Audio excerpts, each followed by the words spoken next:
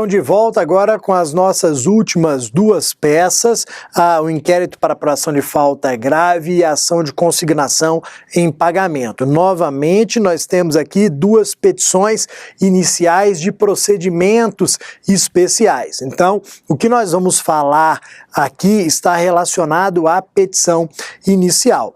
Primeiro, vamos analisar aqui o inquérito para apuração de falta grave. Em que hipótese você redigirá a petição inicial de um inquérito para apuração de falta grave? Como identificar que essa é a peça exigida pela banca na segunda fase da OAB? Simples, tranquilo.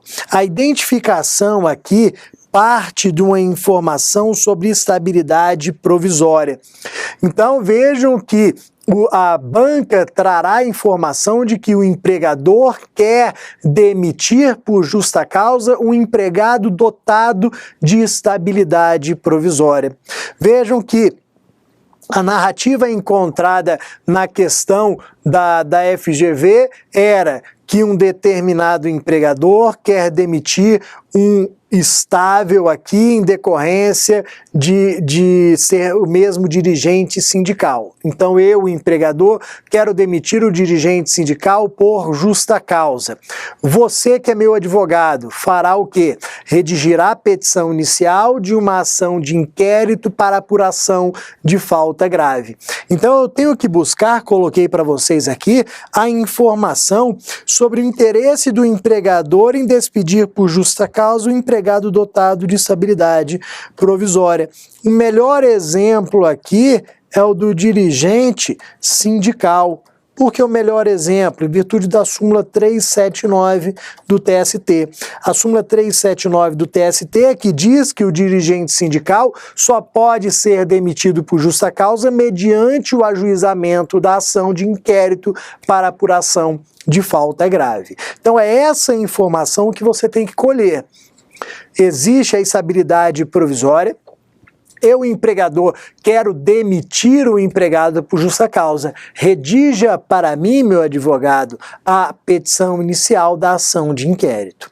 E aí vejam, ó, como é uma petição inicial, eu sempre digo, primeiro requisito, endereçamento. Vou endereçar para quem? Primeiro aqui, como é uma petição inicial, nós temos aqui a competência da vara do trabalho. Então eu vou remeter para o excelentíssimo senhor juiz da vara do trabalho da localidade tal. É primeiro grau de jurisdição. Só que olha o que acontece. Aqui eu também vou seguir a regra do artigo 651 da CLT. Eu vou dirigir essa petição inicial para o juiz do trabalho da localidade em que o empregado presta serviços. Então o problema, ele pode deixar claro que o empregado prestava serviços na cidade de Salvador. Logo, essa petição inicial do inquérito será dirigida para a vara do trabalho de Salvador. Se o problema não afirmar o local da prestação dos serviços, você simplesmente endereçará para a vara do trabalho da localidade ...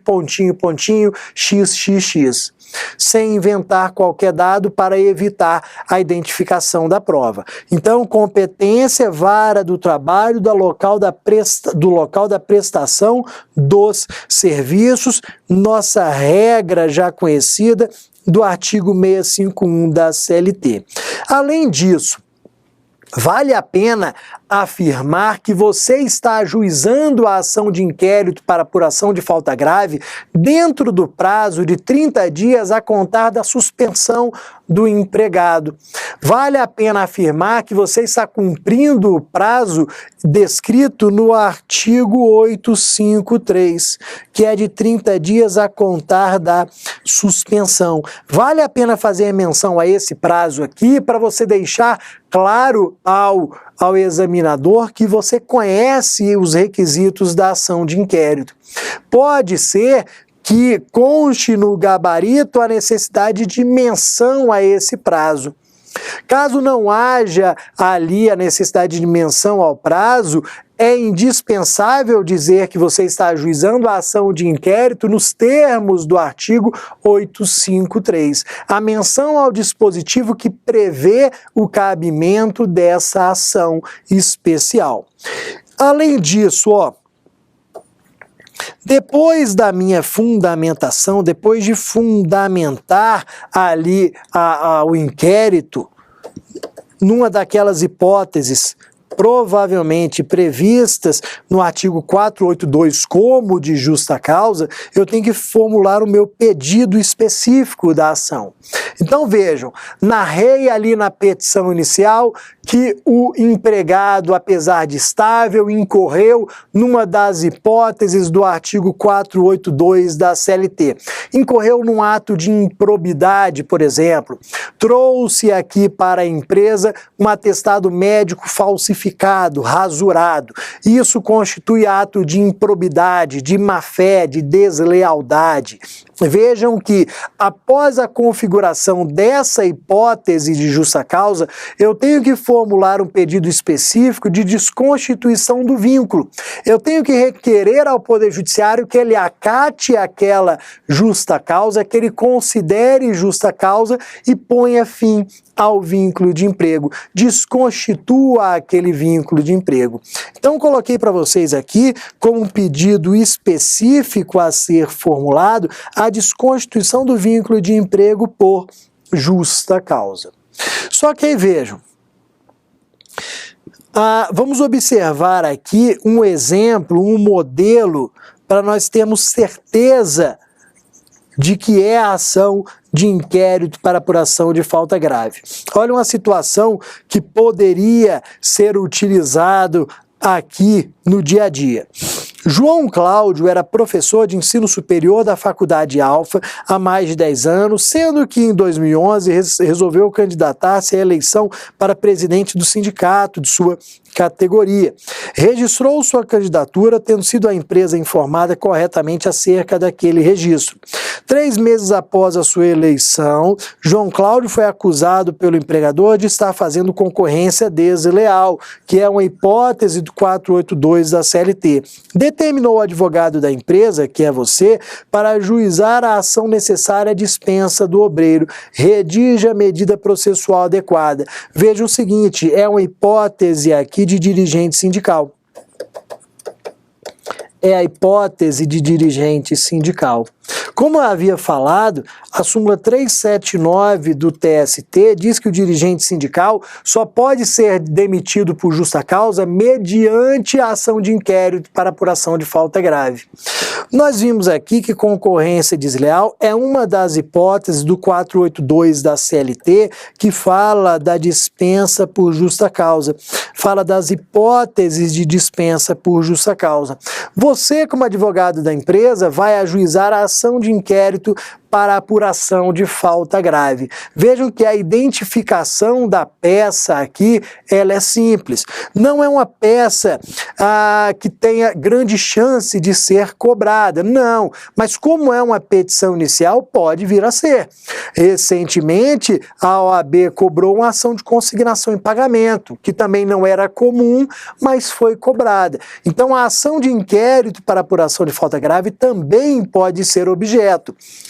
Você não vai ter dificuldade porque, como se trata de uma petição inicial, você vai seguir aquilo que você sabe acerca dos requisitos da petição inicial. Basta identificar a necessidade da ação de inquérito, basta colocar corretamente o fundamento lá da justa causa e pedir ali a desconstituição do vínculo. Só que percebam o seguinte, não são todos os empregados estáveis que precisam ser submetidos ao inquérito. Não. A FGV, se quiser que você ajuize uma ação de inquérito para apuração de falta grave, fará menção, por exemplo, ao estável decenal, que é uma hipótese hoje difícil de ocorrer, mas ainda está lá o estável decenal. O dirigente sindical, que é o mais fácil de ser cobrado, em virtude da súmula 379, que eu havia mencionado. Os membros do Conselho do FGTS, dirigentes de cooperativas de empregados e membros do Conselho Nacional da Previdência Social. Esses daqui, pela doutrina majoritária, são os empregados submetidos ao inquérito.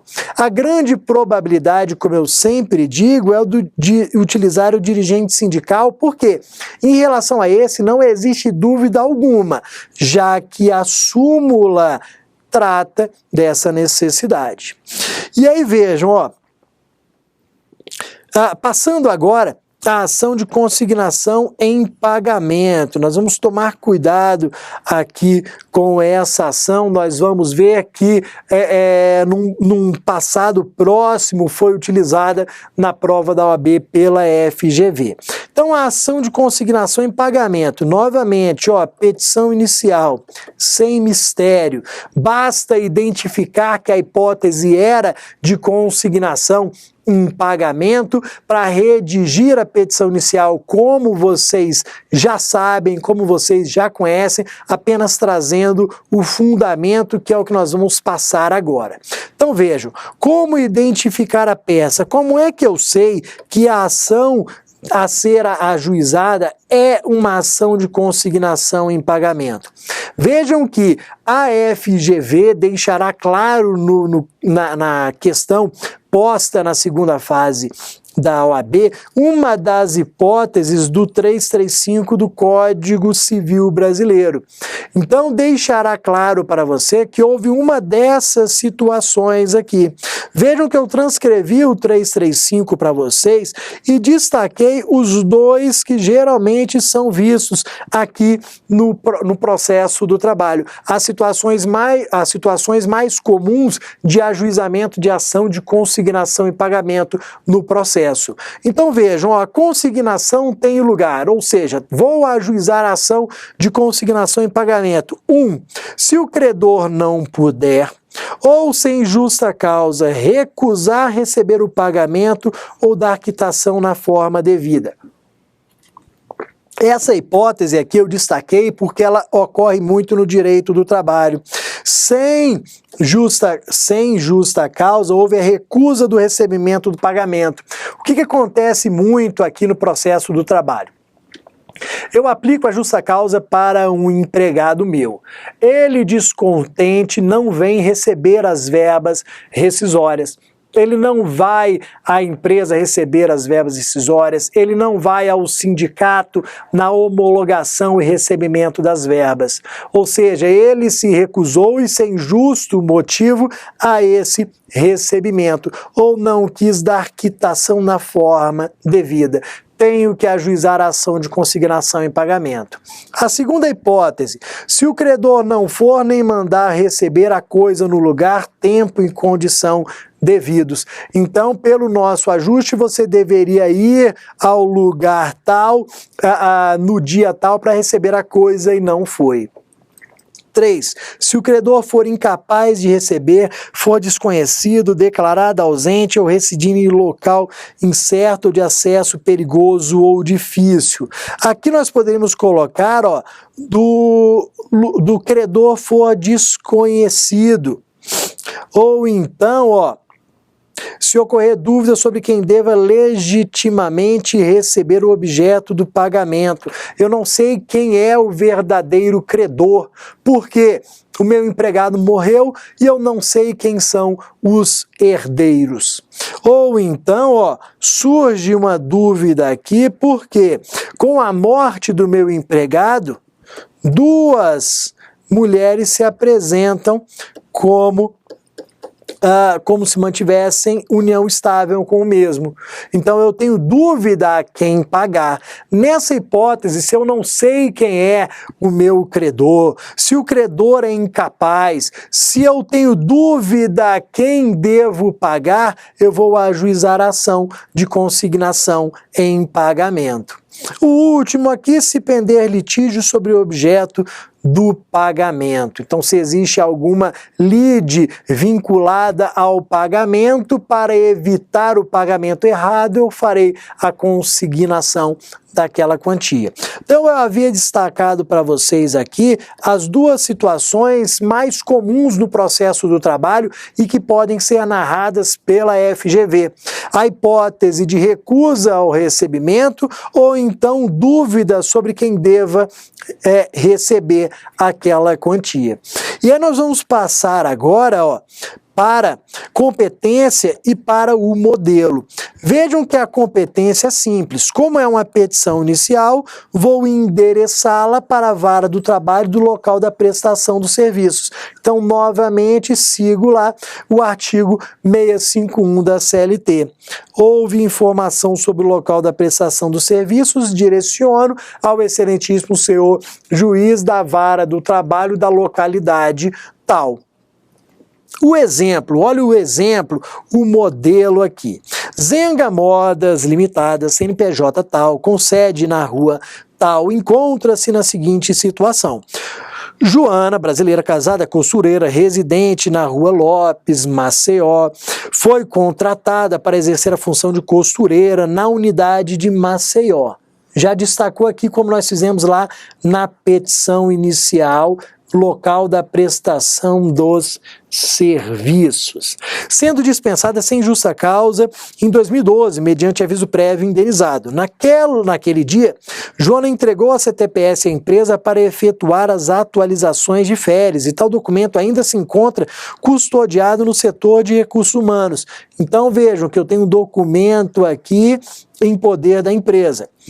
Joana foi cientificada de que no dia 15 de 10 de 2012, às 10 horas, seria homologada a ruptura e pagas as verbas devidas no sindicato de classe de Joana. Vamos destacar isso daqui. Contudo, na data e hora designadas, a empregada não compareceu, recebendo a empresa certidão nesse sentido, emitida pelo sindicato. Procurado por Zenga Modas, apresente a medida judicial adequada à defesa dos interesses empresariais, sem criar dados ou fatos não informados, ciente de que a empregada fruiu férias dos períodos 2008, 9, 9, 10 e que no armário dela foi encontrado um telefone celular de sua propriedade que se encontra guardada no almoxarifado da empresa. Então percebam o seguinte, primeiro, prestou serviços em Maceió. Depois, CTPS ainda está com a empresa. Depois, as verbas não foram pagas, as verbas rescisórias não foram pagas porque ela não compareceu à homologação no sindicato. E ainda tem um celular que está em poder da empresa. Verifiquem o seguinte, que eu tenho que ajuizar uma ação de consignação em pagamento para depositar a CTPS, o celular e essas verbas rescisórias. Vejam que é a situação descrita no artigo 335 do Código Civil. E, além disso, essa ação está prevista no artigo 890 do CPC, que você deveria utilizar. A banca exige aqui, com ajuizamento da ação de consignação em pagamento, que você faça menção ao artigo 890 do CPC. Estou ajuizando com base no 890 do CPC o fundamento 335 do Código Civil. Então, era a hipótese simples aqui de identificar de uma ação de consignação em pagamento. Seguindo aqui, vamos para um outro modelo aqui, José, funcionário da empresa LV, admitido em tanto, ocupava o cargo de recepcionista com salário mensal de R$ 465 em 2009. José afastou-se do trabalho mediante concessão de benefício previdenciário. Cessado o benefício em tanto e passados 10 dias sem que José tivesse retornado ao trabalho, a empresa convocou por meio de notificação recebida por José mediante aviso de recebimento. José não atendeu a notificação e, completados 30 30 dias da falta, a empresa LV expediu edital de convocação publicado em jornal de grande circulação, mas ainda assim José não retornou ao trabalho. Preocupada com a rescisão do contrato e com a baixa da CTPS, com o pagamento das parcelas decorrentes e para não incorrer em mora, a empresa procurou o profissional da advocacia. Considerando a situação hipotética acima apresentada, na qualidade de advogado da empresa LV, ele elabore a peça processual adequada a satisfazer-lhe judicialmente o interesse. Vejam que é a mesma situação da ação de consignação em pagamento. Vejam que houve aqui a rescisão por justa causa de abandono. Tudo nos leva a crer aqui que houve a justa causa por abandono nos termos da súmula 32 do TST, já que houve a cessação do benefício previdenciário e o empregado não retornou. Vejam que nós temos que dar baixa na CTPS e pagar as verbas para não incorrer em mora. O que eu faço? Deposito em juízo, faça consignação daquela quantia. Então era a hipótese novamente de ação de consignação em pagamento. A identificação, ela é bem simples. A forma também, porque é uma petição inicial. Vejam que aqui, não há informação sobre o local da prestação dos serviços. Então você não vai inventar. Lembra que naquela questão anterior, até volto para vocês, a banca deixou claro que não era para criar dados ou fatos não informados. Nesse exemplo aqui, a banca deu todas as informações de CNPJ, de nome, de endereço, então você tinha que se utilizar de todos esses. Nesse outro exemplo, não existem essas informações. Logo, você não vai criá-las. Você vai dizer que José é devidamente qualificado, empresa tal, com endereço tal, você não vai inventar esses dados. Só que além disso, vamos aqui ainda para essa ação de inquérito, para apuração de... essa ação de consignação em pagamento. Vejam que você identificou que é a ação de consignação em pagamento. Sabe ali que a competência é o local da prestação do serviço. Fez a qualificação das partes, o cabeçalho. Disse que estava ajuizando a ação de inquérito conforme artigo 890 do CPC. Trouxe a sua fundamentação lá do artigo 335 do Código Civil. Agora você passa aos pedidos. Os pedidos são aqueles comuns de uma petição inicial, de notificação, de produção de provas, só que eu também tenho pedido específico. O pedido específico aqui, da ação de consignação em pagamento, consta no artigo 893 do CPC. Lembra, eu ajuizo com base no 890 do CPC, mas eu tenho os dispositivos seguintes que também tratam da matéria. O pedido ele é formulado com base no artigo 893. Você vai requerer o depósito da quantia ou do objeto, já que eu posso depositar quantia ou objeto. Lembra lá do telefone celular que tinha que ser depositado, lembra da quantia que tem que ser depositada. Então eu vou requerer o depósito da quantia ou objeto no prazo de 5 dias.